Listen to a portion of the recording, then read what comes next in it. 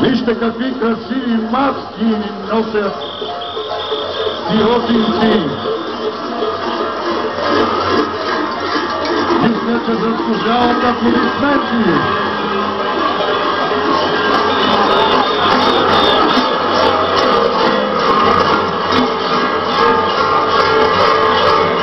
Групата се е представила с 5 общински, регионални и международни фестивали на маскарадните игри в България и в чужбина и е носител на редица награди и отличия. В Перник, Раковски, Разлог,